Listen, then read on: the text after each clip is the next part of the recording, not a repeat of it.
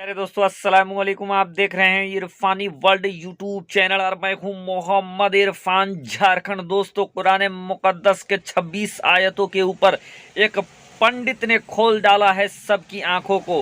कुरान मुकद्दस के जिन 26 आयतों को लेकर वसीम रिजवी ने कोर्ट मर पे पीआईएल दाखिल किया था और ये कहा था दोस्तों कि इन 26 आयतों से आतंकवाद फैलता है।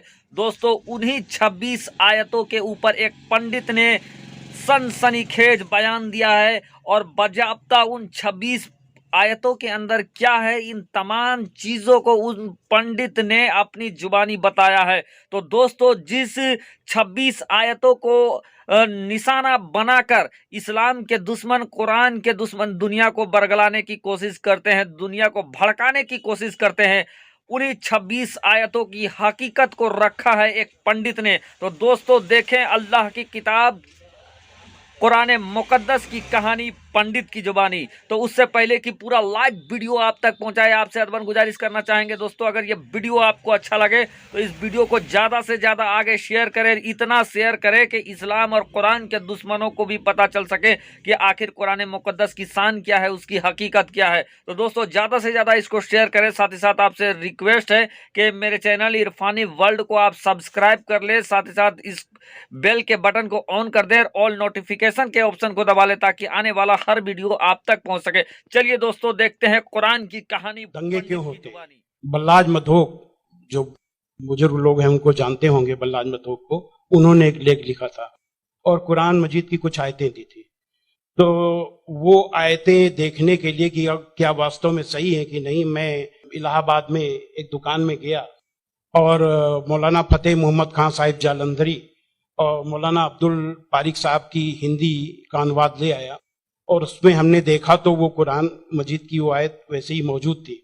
तो मुझे लगा कि ये बात सही है और मैंने किताब लिखी, इस्लामिक आतंकवाद का इतिहास। बाला साहब ठाकरे को बहुत पसंद आई, उन्होंने उसका अंग्रेजी ट्रांसलेशन कराया, the history of Islamic terrorism के नाम से।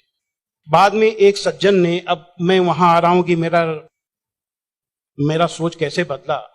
मुंबई के एक व्यापारी ने मुझसे कहा कि स्वामी जी, आप जो काम कर रहे हो उसमें फंड की जरूरत है, फंड आपको नहीं मिल रहे, आप ऐसा करिए, किताब इस्लाम पर लिखिए अमेरिका के लिए कि वास्तव में इस्लाम से अमेरिका को खतरा है, तो आपको अच्छा खासा आपको वहां से रॉयल्टी मिलेगी, आपके सारे काम चल जाएंगे। लेकिन वो बड़ी किताब होनी चाहिए। उसको लिखने के लिए मैंने हजरत मोहम्मद सल्लल्लाहु अलैहि वसल्लम की जीवनी पढ़ी। जब जीवनी पढ़ी तो जो कुरान मजीद की आयतों को मैंने आतंकवाद से जोड़ा था कि इन आयतों की वजह से आतंकवादी बनते हैं, लेकिन जीवनी पढ़ने के बाद मुझे लगा कि ये आयतें आतंकवाद को रोकने के लिए हैं, आतंकवादियों को। सुभान अल्लाह। क्योंकि उनमें जो युद्ध का आदेश था वो आतंकवाद और आतंकवादियों के विरुद्ध था। तो मुझे लगा कि मुझसे बहुत बड़ी गलती हो गई, एक धर्माचार से ऐसी गलती नहीं होनी चाहिए। और वो गलती क्यों हुई? वो गलती का जिम्मेदार मैं नहीं था, उस गलती का जिम्मेदार अनुवाद करने वाला था, जिसने ये नहीं बताया कि आयत का मतलब कैसे समझें। किसी भी, हम यहाँ जो गैर मुस्लिम भाई होंगे उनको मैं बताऊं कि आयत का मतलब समझने के लिए जरूरी है कि आयत क्यों और किन परिस्थितियों में आई। ये जब जानेंगे तभी सही अर्थ मालूम होगा।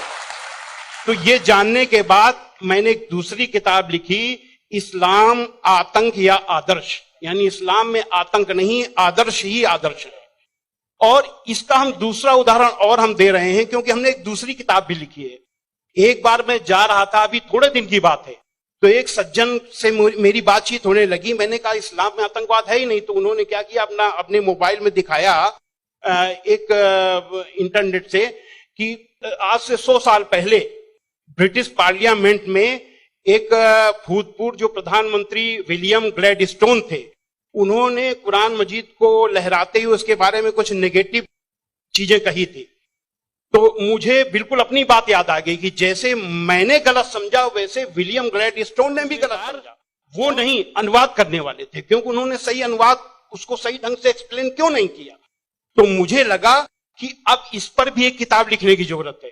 तो मैंने एक दूसरी किताब लिखी है, कुरान जीने की कला। वो अंग्रेजी हिंदी में है, वो छप चुकी है जामिया नगर में, जो जमात इस्लामी के मरकज से छपी है। अंग्रेजी में इस्लाम एंड आर्ट ऑफ लिविंग के नाम से अंग्रेजी में भी छपेगी। अब इन सारी चीजों जो मैंने इस्लाम को देखा, कुरान को देखा, उसके हिसाब से मैं एक छोटे से निष्कर्ष पे पहुंचा कि इंसान में इंसानियत लाने के तरीके का नाम इस्लाम है। और ये जुमला नहीं है, ये जुमलेबाजी नहीं है कि मैं अपने तरफ से मैंने कोई एक मुहावरा कह दिया, एक जुमला फेंक दिया। ये बात दलील के साथ मैं बताऊंगा, और मैंने दलील के साथ देखा है। ये इंसानियत के दुश्मन है, काम, क्रोध, मद, लोभ, मोह, ये दुश्मन है। और कुरान मजीद में इन सब के लिए बहुत ही बड़ी बुराई बताया गया है और रोक लगाई गई है। पहले एक चीज हम काम को ले लेते हैं। काम यानी कि किसी भी महिला को, किसी भी औरत को अपनी बीबी को छोड़ करके और दुनिया की जितनी महिलाएं हैं उनको अपनी मां, बहन, बेटी समझना, ये कुरान में बहुत ही सख्ती से पालन करने के लिए कहा गया है। अभी तक आप लोगों ने देखा होगा कि जो गैर मुस्लिम भाई हो सुने कि किसी भी मर्द को देख करके औरत को अपनी निगाहें नीची कर लेना चाहिए, लेकिन कुरान का क्या हुक्म है? कुरान के सूरा 24 आयत नंबर 30 में है, ऐ मोहम्मद मोमिनों से कह दो कि वे अपनी गैर जो भी महिलाएं हैं जो उनको देख करके अपनी निगाहें नीची रखा करें और अपनी शर्मगाहों की हिफाजत करें। यानी जब सुभान अल्लाह मर्द जब अपनी पत्नी के सिवा किसी को देखे तो आंख न मिलाए उससे, अपनी निगाहें नीची कर ले और मर्यादा में रहे। ये पुरुष के लिए ये बनाया गया नियम, और यही नियम औरत के लिए भी, दोनों के लिए वही नियम बनाए गए। ये नहीं कि केवल औरत के लिए। मर्द कहते हैं कि इस्लाम में औरत को दबाया जाता है, लेकिन मर्द के लिए कितना सख्ती से नियम बनाया गया। तो ये काम के लिए कितनी सख्ती की गई। क्रोध, गुस्सा के लिए सबसे पहले गुस्सा का तरीका इस्लाम में इतना आसान बताया गया कि देख करके मैं सबसे ज्यादा प्रभावित हुआ। कहा जाता है अगर गुस्सा अगर किसी का रुक जाए तो वो पूरा संत बन गया, साधु बन गया। और कितना बढ़िया तरीका इस्लाम में बताया गया, कुरान में बताया गया है कि माफ कर दो, किसी के गुनाहों को माफ कर दो, और जब माफ कर दो गुस्सा खत्म। और सबसे पहले ये हुक्म दिया गया पैगंबर को।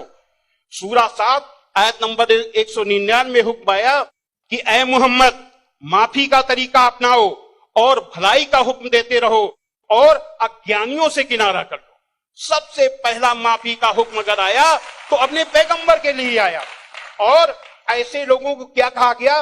सूरा 3 आयत नंबर 134 में अल्लाह का हुक्म है कि जो लोग तंगी और खुशहाली की हर हालत में अच्छे से अच्छा काम करते हैं और गुस्से को रोकते हैं और लोगों के गुनाहों को माफ करते हैं, तो अल्लाह ऐसे लोगों को पसंद करता है जो ऐसे अच्छा से अच्छा काम करते हैं। हजरत मोहम्मद सल्लल्लाहु अलैहि वसल्लम पर कुरान उतरी, उतरने के बाद आपके दिल में उतर गई, दिल में उतरने के बाद आपके कर्मों में उतर गई। आपके एक एक कर्म कुरान में अल्लाह के हुक्म के अनुसार हुआ करते थे। आपने पहले खुद अपने आचरण में लिया, अपने अखलाक में लिया, तब दूसरों को बताया। फतेह मक्का के दिन वो अबू सुफियान जो आपके खिलाफ मक्का की एक एक लड़ाई में आपका के खिलाफ नेतृत्व करते थे, जब वो सामने पड़े फतेह मक्का के दिन, तो हजरत मोहम्मद सल्लल्लाहु अलैहि वसल्लम ने कहा कि आज अबू सुफियान को माफी, और जो अबू सुफियान के घर में दाखिल हो जाए उसे भी माफी। आज जो अपने घर के दरवाजे बंद कर ले उसे माफी, जो मस्जिद में चला जाए उसे भी माफी। अब आप सोचिए, जिस मक्का में कदम कदम पे आपका विरोध था, कदम कदम पे आपके रास्ते पे रोड़े अटकाए गए, और जो 10,000 लोगों की फौज के साथ आप जब पहुंचे तो किसकी हिम्मत थी कि सामने होता? सारे के सारे लोग छिप गए। जब हजरत मोहम्मद सल्लल्लाहु अलैहि वसल्लम ने देखा कि कोई नहीं दिखाई दे रहा, तो बहाना बनाया माफी देने का। ये बहाना क्या बनाया कि जो यहां चला छुप जाए उसे माफी, जो वहां छुप जाए उसे माफी, जो वहां छुप जाए उसे भी माफी। यानी किसी न किसी बहाने सबको माफी, माफी, माफी और माफी।